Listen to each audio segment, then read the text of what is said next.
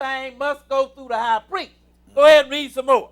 For such a high priest became us, who is holy, harmless, undefiled. See, you got a high priest now that's holy, harmless, and undefiled, and that ain't how it was with mortal man, because mortal man ain't holy and he is not undefiled. But now you got a high priest that is holy and undefiled. Go ahead and read on. Separate from sinners, and made higher than the heavens. Go ahead. Who needeth not daily, as those high priests, to offer up sacrifice, first for his own sins, and then for the people's. Now, you know, the high priest that was among men, you know, they was mortal man.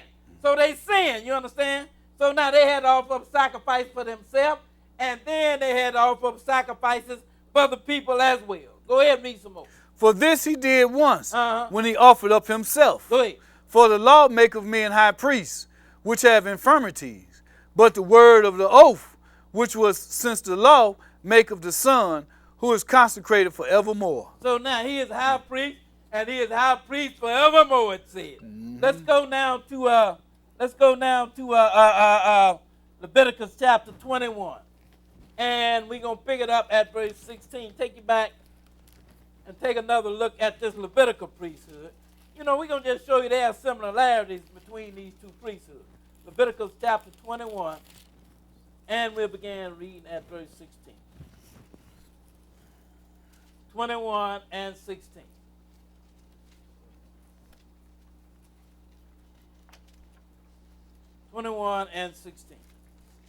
Okay.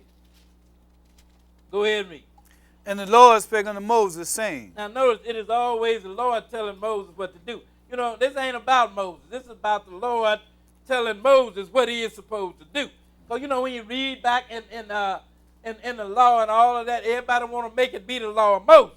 But it's not the law of Moses. It is the law of the Lord that he gave to Moses and told Moses what to tell the people. That's why people miss the boat at. Now, he's saying the Lord spake unto Moses. This is what he told Moses to do. Go ahead and read. Speak unto Aaron, saying, whosoever he be of thy seed in their generations that have any blemish, let him not approach to offer the bread of his God. So now he said, you speak unto Aaron, and tell Aaron, whoever there be of any of his seed that have any blemish, do not let him approach to offer up an offering unto the Lord. Because the Lord wants the priest to be without blemish, without any physical blemish. We understand that mortal man, he ain't going to be without spiritual blemish, but he wanted him to be without any physical blemish because of what this was really pointing to. Because this was all pointing to something far bigger. Go ahead and read on.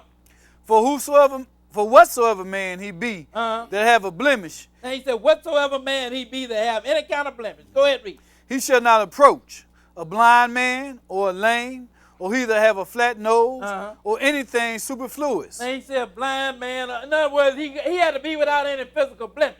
He couldn't have anything superfluous. Superfluous means something additional.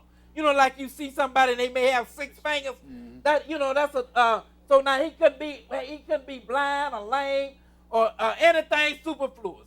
He had to be without blemish as far as physical go. Go ahead and read on. Or a man that is broken-footed. Oh, go ahead. Or broken-handed. Or crook-backed. Go ahead. Or a dwarf. Or that have a blemish in his eye. Go ahead. Or be scurvy. Or scab. Go ahead. Or have his stones broken.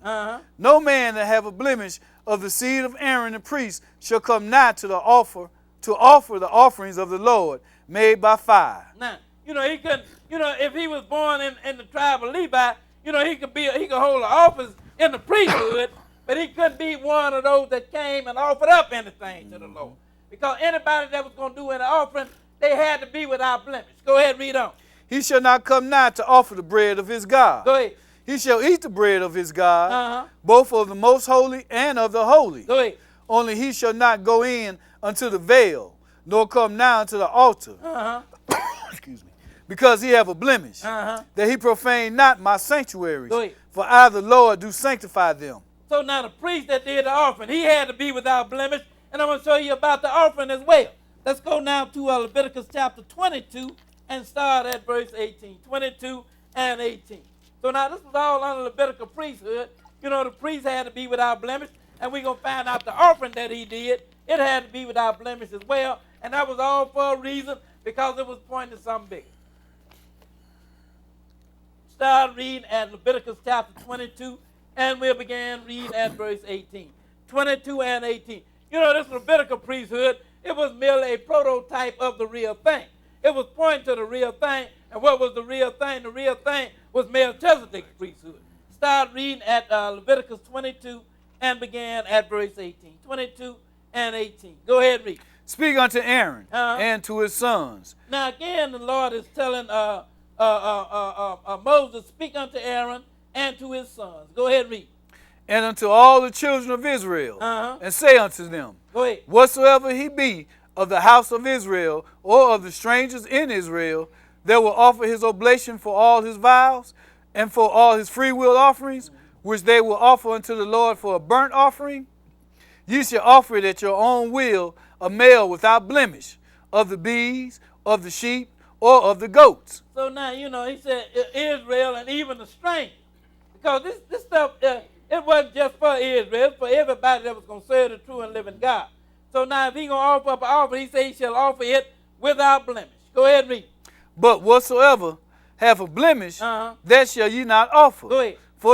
For it shall not be acceptable for you. Now he said if you're going to offer up anything for a vow, and if it got a blemish in it, he said don't even bother, because it would not be accepted. Because everything had to be perfect because of what these offerings were pointing to. You know, they was killing animals, and the Lord instituted the animal sacrifice, by the way. Moses did not institute it. The Lord instituted it, but it was pointing to something bigger than just killing some animals and offering them up. Go ahead. What verse out? Verse 21. Go ahead and read it. And whosoever offer a sacrifice of peace offerings unto the Lord to accomplish his vow, Go ahead. or a free will offering in bees or sheep, it shall be perfect. It shall be perfect to be accepted. There shall be no blemish therein. Now he said anything that was offered up as a vow, then it had to be perfect, and it could not have a blemish in it. You know, the priest couldn't have a blemish in him, and the offering could not have a blemish in him as well. And as I said earlier, this was pointing to something bigger. That's why everything had to be perfect. It wasn't just about sacrificing animals. You know, that was a prototype of the real thing that was yet to come. Now, go ahead and continue read. Blind or broken. Go ahead. What verse out? Verse 22. Go ahead and read. Blind or broken, Go ahead. or maimed, or having a wind, or scurvy, or scab. Ye shall not offer these unto the Lord, nor make an offering by fire of them upon the altar unto the Lord. Go ahead.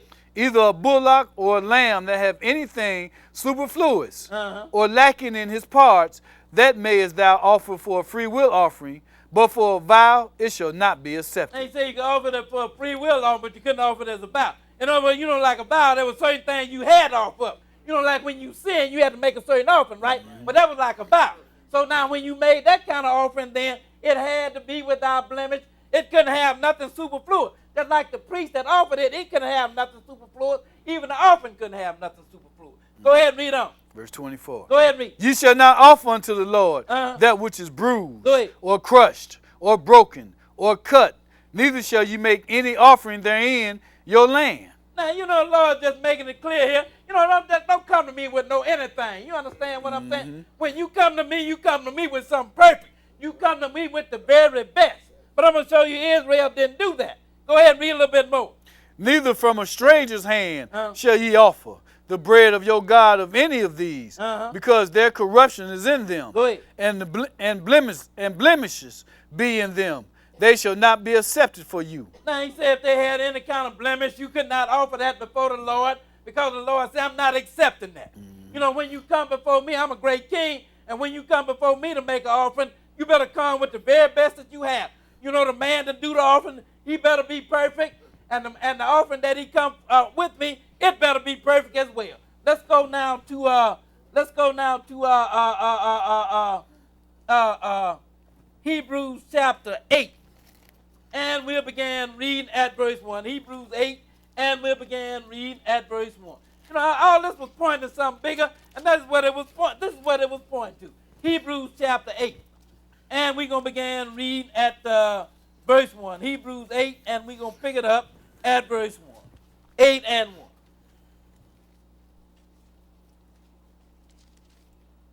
That Levitical priesthood that they did and the things that they offered up, they was merely a type of the real thing. And this is the real thing that we are dealing with here. And now we are dealing with the priesthood after the order of Melchizedek.